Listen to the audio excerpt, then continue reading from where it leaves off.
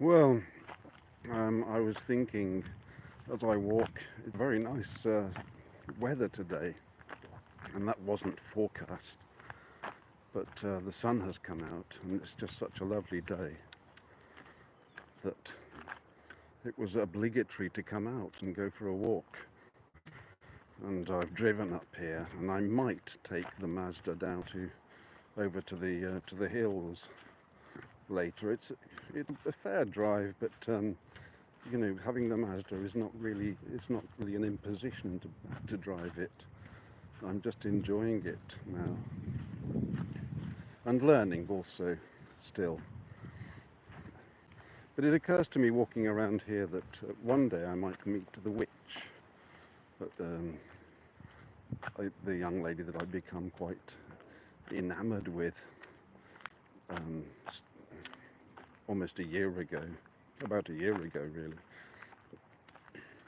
and found myself in dire straits, not knowing quite which way to turn when it was clear that the feeling wasn't mutual. But I've not seen her since, really. We just had a formal dinner at my house, and then I haven't run into her at all, because I've not been going to the truth meetings, and I think she might sometimes go there. But I haven't really been interested in the subject matter at all. In fact, I've been more opposed than anything. And so it's tiresome to have to sit through, politely an hour of listening to somebody who's just talking nonsense, and sit on my hands really, because, I have in the past asked sort of a hostile question, shall we say, or even made a point. But people don't really want that. I'm ruining the gentleman's evening, or the lady, whoever it is that's speaking, by holding them to the flame of truth and pointing out some logical fallacy which should be evident to everybody, but apparently isn't. Because if you don't have faith in the Earth Mother, then clearly you don't have understanding. I suppose it would be something like that. But, walking down here, I suppose I could, sooner or later, meet up. Hello there.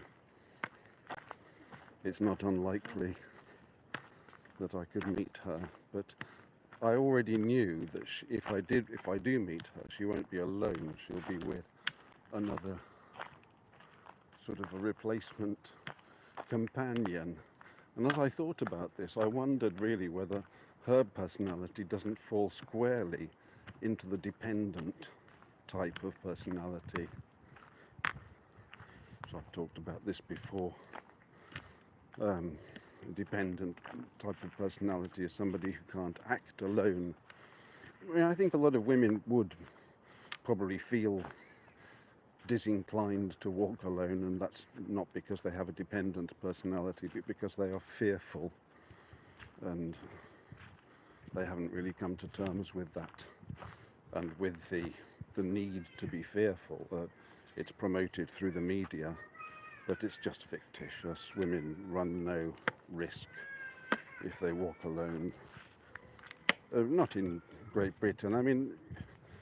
I'm sure they would take the usual precautions if they were walking alone among people who were not of our nation, or not of our people, shall we say, because different cultures are different, and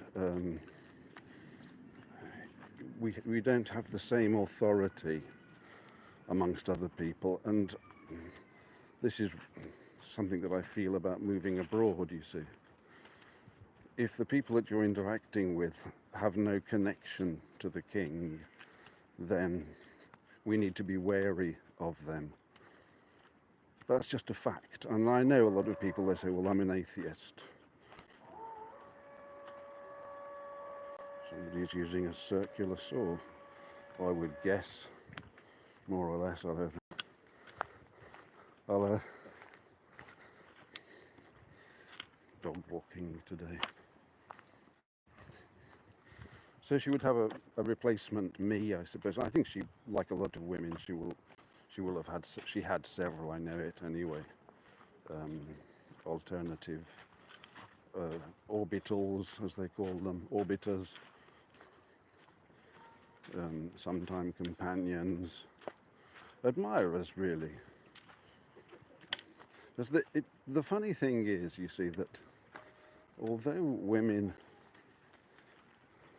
have eschewed men to some extent, and so in this the witch was quite an exception in my experience, and she told me that she enjoyed male company,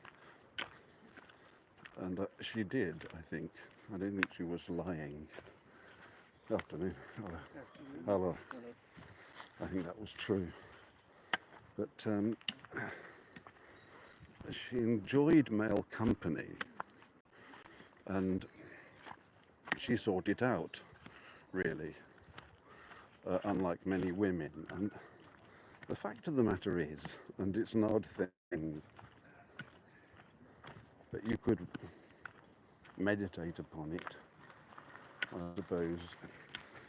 The fact of the matter is that, most of the time, women don't like one another very much. Once they've been together for a while and started chatting, then somebody starts to get catty.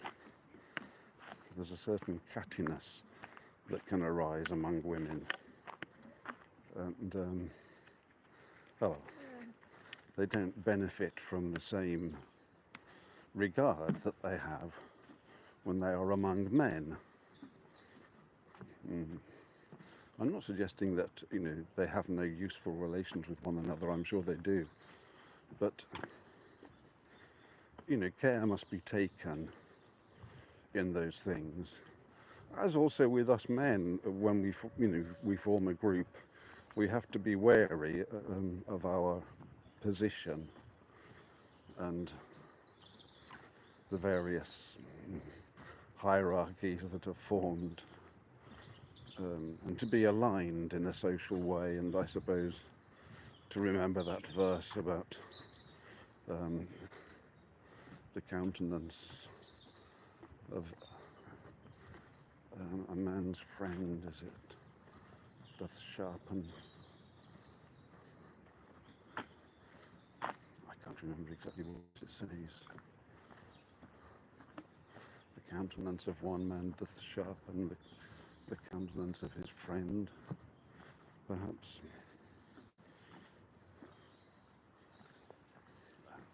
As iron sharpeneth iron.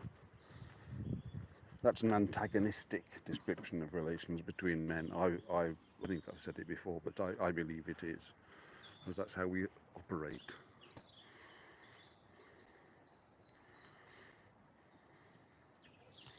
So really, I was thinking about kind of like lesbian relationships in this regard, that they have to somehow mediate the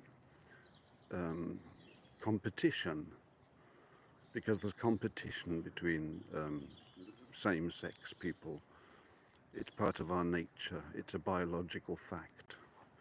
We are in competition with one another.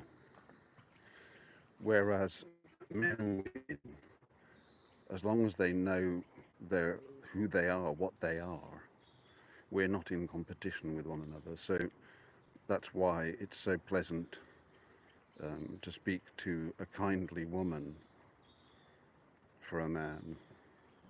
But, we have to be careful, because she may have a husband, and then it's not really appropriate in those cases, I don't believe. So just thinking about it, perhaps, rather than, I sort of put her down more in the narcissism area, like me, and sort of vain, but that's because she's a woman. But really, probably what she would be a dependent person.